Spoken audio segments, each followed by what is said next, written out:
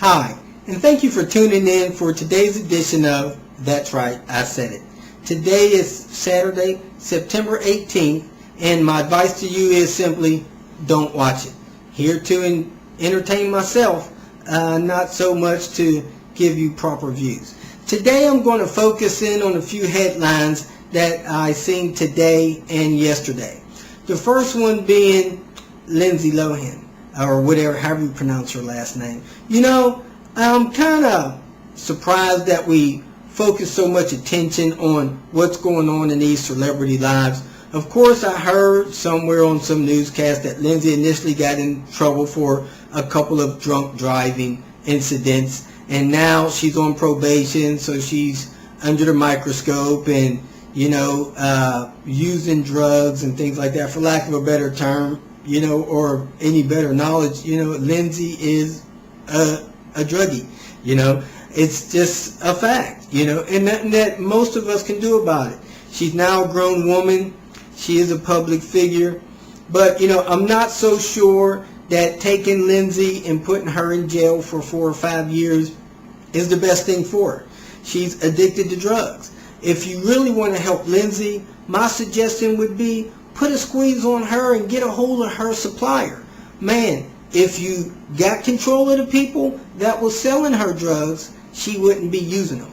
And of course, last night they said that she picked up her BlackBerry or computer, whatever they used to tweet with, and she tweeted some comments. I can only imagine an attempt to get ahead of the news media, and tweeted that, hey, she did pop positive tests for using more drugs, and that she was going to take responsibility for her actions and deal with the consequences. Personally, seeing those tweets, the way they were neat, clean, and professional, you know, I don't even know if Lindsay really knows how to spell consequences. You know, I don't believe Lindsay tweeted that information in the middle of the night. I do believe, however, that her publicist or whoever is in charge of her image would like to get a jump on that. Nonetheless, Lindsay's using drugs, and the court system wants to punish her for it. First option, I think, is, hey, get control of her suppliers. Lock those folks up, man. They're running around selling her and other people drugs. They need to be locked up. Secondly, you know, is putting Lindsay in prison, you know, the best thing for our economy. Let's face it, you know, to my knowledge, Lindsay's a wealthy person. Paris Hilton recently got brought up on drug charges in Vegas. Man, these are multi-millionaires, and they like to blow money. Unfortunately, they spend some on drugs, but hey, Lindsay's better for our economy being out of jail. Paris Hilton's better for our economy being out of jail. These people probably spend, you know, $100,000 a week, you know, maybe every 2 weeks. You lock them up, that's money that won't be flooded into our economy. So, hey, you know, I don't know if locking them up is the best thing. Hey, I say, look, take Lindsay and say, Lindsay, look, you failed your drug test. This is your penalty. Take her down to the local grocery stores, buy, let's say, you know, $100,000 worth of food, contact a few food banks, tell them we're going to have a super food bank drive at, let's say, the Staples Center. Have Lindsay take her $100,000 worth of groceries down to the Staples Center and make a public appearance, help give out those food to needy families, make her, you know, get some lobster and some T-bone steak in there. You know, there'd be some families that, hey, man, I'd love to have a T-bone steak off of Lindsay's failures, and have her sign some photo autograph. Who knows, maybe a mugshot saying, look, kids, stay out of trouble, and you won't be embarrassed passing out food at a food bank. You know, that may be a better cure for Lindsay's actions, and it'll definitely help the economy, help supply some food to food banks, and help some needy people. That's just my take on it. Another thing that was in the news yesterday, after I posted my previous video, was about the lady in one of these towns that had her 5 or 6 year old daughter in a cheerleading squad. For some reason, mostly probably for fun, and discipline. One of the cheers had some lyrics in it about their daughter shaking their booty. Hey, when I was growing up, they had a lot of cheers, and some of them did talk about the cheerleaders shaking their booty. I was 10 years old, 12 years old, 14 years old, 16 years old. Man, I never looked at those cheers as being sexual. I never got aroused because the cheerleaders was saying, hey, I'm shaking my booty, or would never, and especially little kids, 5, 6, 4-year-olds, they think that shaking your booty is funny. Get your booty out of my face, man. I'd much rather have a 5-year-old or a 6-year-old talking about their booty instead of their shaking their ASS or, let's bump and grind. Hey, let them shake their booty, lady. Don't stop the cheerleading squad or try to stop the cheerleading squad for getting the other kids from shaking their booty. I'm sure they're having fun. Well, talking about a cheer, hey, let's take a quick look at a cheer that, people love to see children do cheers. So let's take a quick look at a booty cheer. Left, left, left, right, left. My back is aching, my pants too tight, my booty shaking from left to right. Ooh, we got the spirit. Ooh, we got the spirit. Well, there you have it. A nice booty cheer. See, no harm done.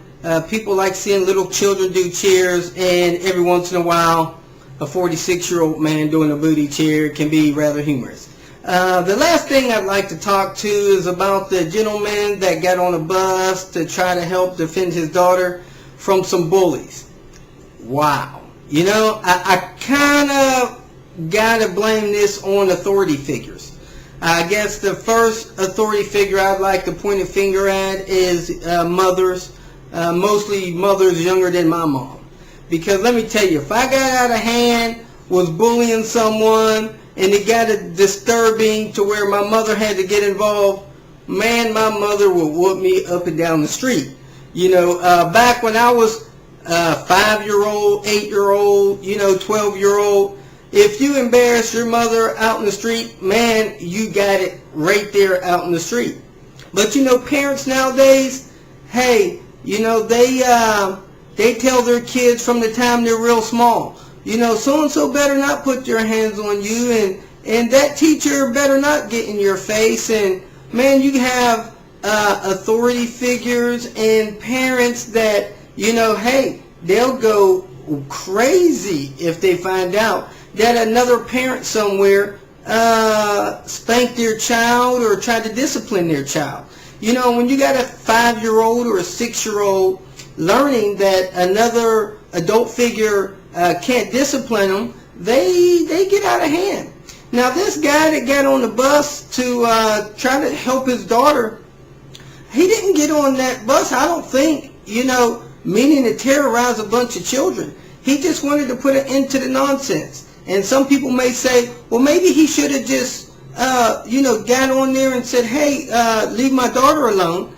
And if you don't, I'm going to get authorities involved. Well, man, I just think the guy did the best thing that he know how. Unfortunately, people that do things that are out of line, normally they won't do the right thing unless they receive violence or the threat of violence. Countries do it against each other. You cross my border, I'll blow up something. Hey, that threat of violence sometimes make them do the right thing. If Iran starts blowing missiles towards our border, you better believe that we're not going to say, hey, we're going to stop sending you our rice. No, we're going to start sending missiles over there and dishing out some violence. So, this man got on the bus and dished out the threat of violence. That's the only thing that he knew that he could do to help his daughter. When I was young and was exposed to a bully, hey, that bullying, I don't remember that bullying stopping until somebody threw down. Me and my brother was faced with some bullies. And, unfortunately, there was violence. I don't promote violence, but hey, until some violence is dished out against the bullies, it normally continues. You know, and I hope they don't throw this young girl's father in jail over this. I mean, he didn't harm anyone. I really don't know how the bus driver let him on the bus, but he did.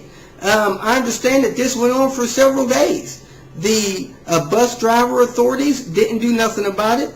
The school authorities didn't do nothing about it. The public authorities didn't do nothing about it. So this guy figured, hey, you know, I don't want my daughter with cerebral palsy, or however you pronounce it, getting into altercation with these people. I'm going to go handle my business, trying to protect my family. So he did what he thought was best. And I say, hey, if we can get a grip on things and stop our young children from disrespecting authority and helping our children learn that there is probably consequences to foul actions, they will turn their life around and quit thinking they can get away with treating people any old kind of way. You know, I classify that in the mean people suck category.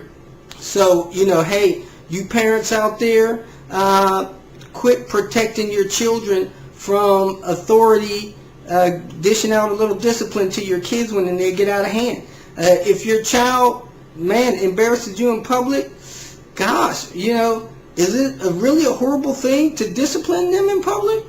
According to some people, it is. But, you know, when you pull back that discipline or those repercussions for doing bad behavior, they end up doing things that are a public nuisance, you know, and gosh, there's jails full of kids right now, you know, 18, 19, 22-year-old that probably have been protected from the repercussions of their bad actions for years. So, hey, I hope everybody enjoyed today, and see you another time.